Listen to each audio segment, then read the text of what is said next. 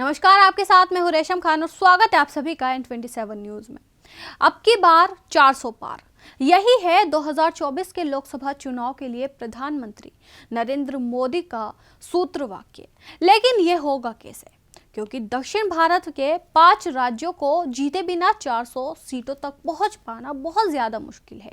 शायद इसीलिए अब की बार 400 पार के नारे के साथ प्रधानमंत्री नरेंद्र मोदी का विजय रथ दक्षिण भारत में निकल चुका है। प्रधानमंत्री नरेंद्र मोदी 5 दिन और 120 घंटे के विजय अभियान पर निकल चुके हैं। वहीं 400 के टारगेट को पाने के लिए प्रधानमंत्री नरेंद्र मोदी ने दक्षिण भारत की 129 लोकसभा सीटों पर फोकस बढ़ा दिया है। वहीं इसी अभियान के तहत पीएम मोदी ने रविवार को आंध्र प्रदेश में पहली चुनावी रैली की और पीएम मोदी के प्रति लोगों का प्यार पलनाडु की रैली में नजर भी आया। वहीं पीएम मोदी ने भी राज्य की जगन सरकार से लेकर कांग्रेस तक पर हमला बोला और कहा कि मेरा लक्ष्य भारत और आंध्र प्रदेश को विकसित बनाना है। वहीं आपको बताते चले कि आंध्र प्रदेश में बीजेपी का टीडीपी और जनसेना पार्टी के साथ गठबंधन है, इसीलिए पलनाडु की रैली में तीनों पार्टियों के नेता और कार्यकर्ता मौजूद रहे हैं। वहीं चंद्रबाबू नायडू और पवन कल्याण के साथ आने से बीजेपी 25 सीटें वाले आंध्र प्रदेश में काफी मजबूत स्थिति में नजर आ रही है और कर्नाटक और तेलंगाना में बीजेपी का संगठन मजबूत दिख रहा है। वहीं आंध्र में गठबंधन बनने के बाद बीजेपी की दक्षिण के इस राज्य से भी उम्मीदें बढ़ गई हैं। वहीं इस बार के चुनाव में पीएम मोदी का पूरा फोकस दक्षिण पर इसलिए है क्योंकि तमिलनाडु 39, केरल 20, तेलंगाना 17, आंध्र प्रदेश 25 और कर्नाटक लोकसभा की 28 सीटें हैं। वहीं इन पांचों राज्यों के सीटों को मिला दे तो लोकसभा की 129 सीटें हो जाती हैं। ऐसे में अगर बीजेपी यहां से अधिक सीटें निकालने में सफल हो जाती है तो वो अपने लक्ष्य को आसानी से हासिल भी कर सकती है।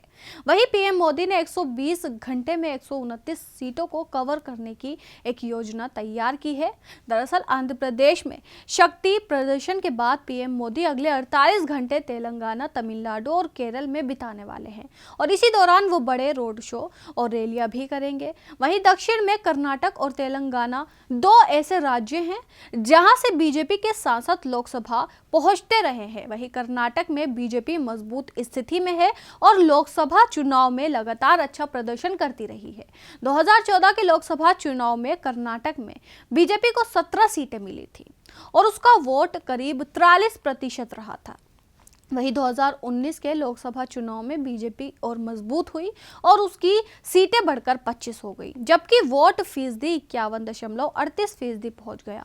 वहीं प्रधानमंत्री नरेंद्र मोदी की कोशिश है कि 28 सीटें वाले कर्नाटक में बीजेपी के इस प्रदर्शन को न सिर्फ दोहराया जाए बल्कि इस आंकड़े को बढ़ाया जाए। वहीं दक्षिण भारत के तमिलनाडु, आंध्र प्रदेश, कर्नाटक, केरल और तेलंगाना की 129 लोकसभा सीटों में पिछली बार बीजेपी ने 29 सीटें जीती थी और इनमें 25 कर्नाटक और 4 तेलंगाना की थी। वहीं 2019 के लोकसभा चुनाव में तमिलनाडु, आंध्र प्रदेश और केरल की 84 लोकसभा सीटों में से बीजेपी को एक भी नहीं मिली थी और यही वजह है कि पीएम मोदी और बीजेपी दक्षिण के इन राज्यों पर ज्यादा ध्यान दे रही है।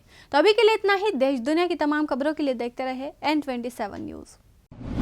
आप देख रहे हैं N27 न्यूज, पकड़ हर खबर पर।